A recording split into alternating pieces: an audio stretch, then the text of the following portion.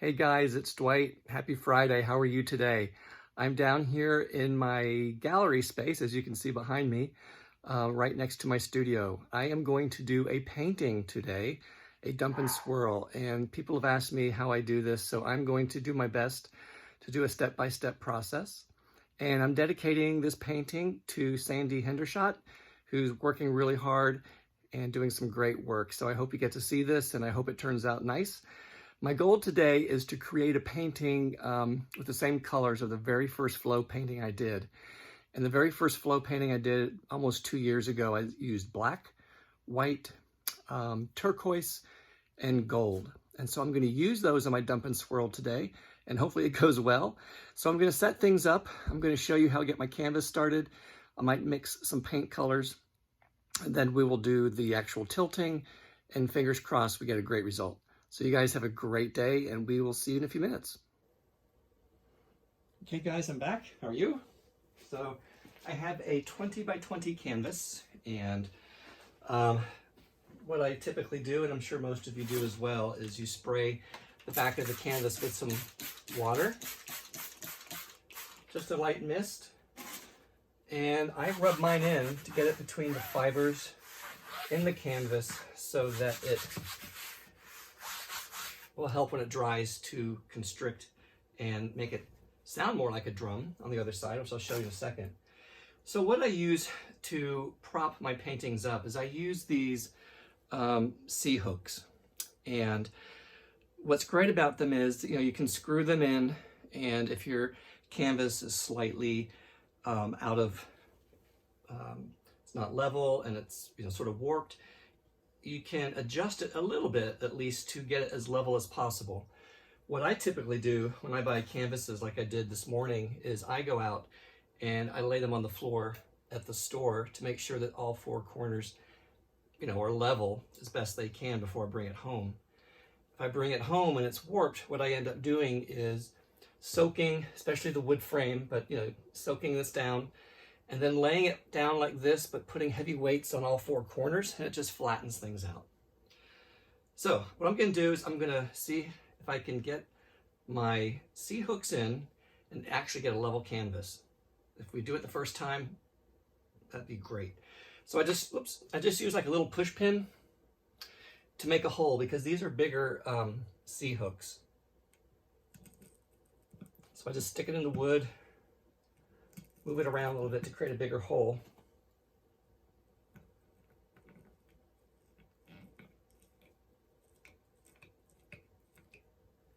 Screw it in like that.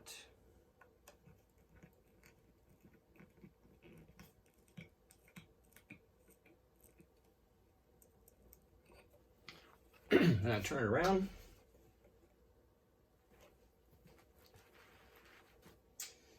Where's my push pin go? Oh, there it is.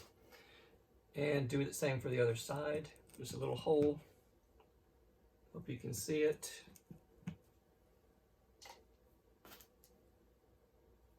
You can get these C hooks at Home Depot, Lowe's, any hardware store has them. They have all different sizes. I just chose this size because it gives me a little bit of ability to get my hands underneath the canvas when it comes time to tilting and or moving the canvas. So we'll try this. So as you can tell, it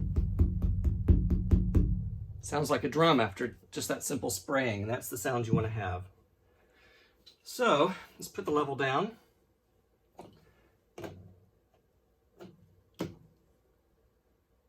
It's not too bad.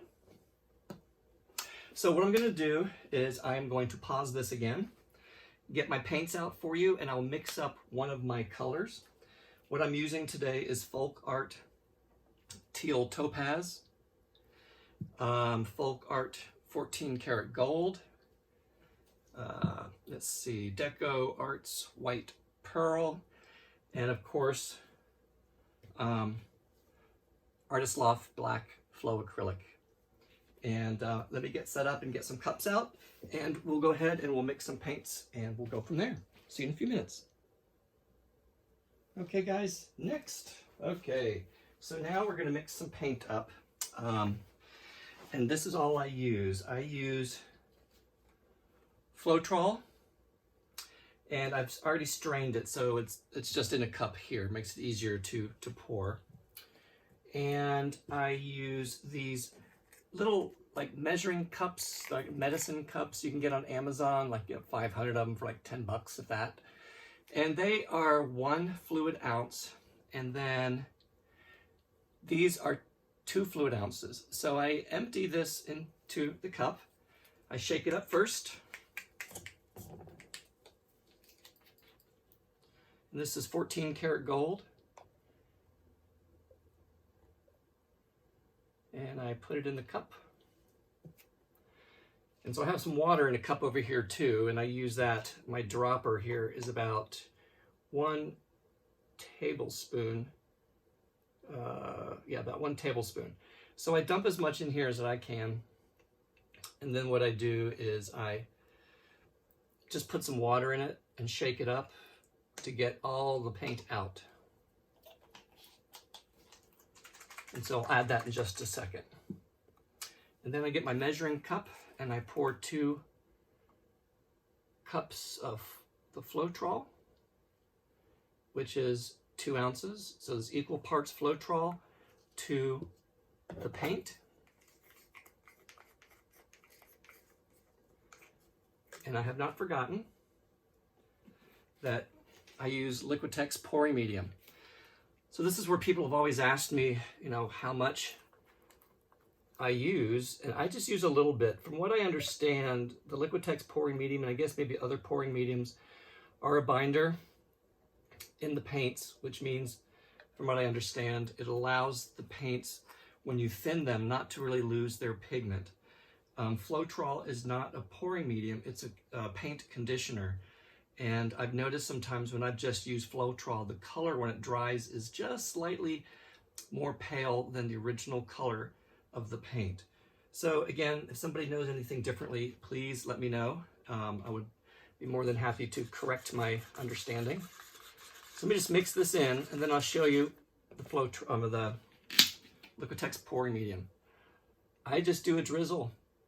That's about it. And I just mix it in. See if I can get a little closer. Now the paint was pretty fluid, so I'm still going to add maybe a tablespoon or 2 of water. Let's see.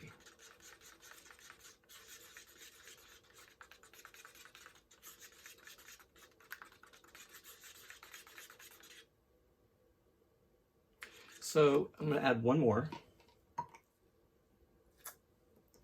And it should be, I'm not sure how to characterize the consistency. Let me see if I can move in close for you. But I like to have it make a simple mound, just something simple.